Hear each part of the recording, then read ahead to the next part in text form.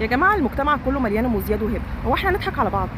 المجتمع كله سخافه وقله ادب واخوات حوامل من اخواتها والدنيا كلها بايظه.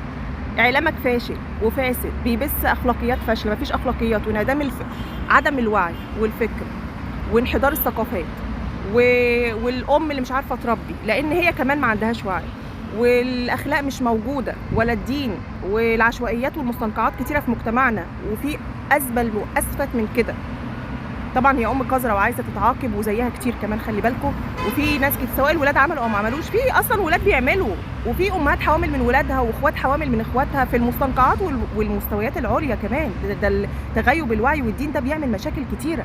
المشكله جذورها غياب الوعي والدين والاخلاق واعلامك. فين اعلام فاشل مجتمع فاشل، اعلام ناجح مجتمع ناجح ومتقدم. هي دي القضيه، مش قضيه ام زياد وهبه المتخلفه اللي عايزه الحرق دي هي واللي زيها.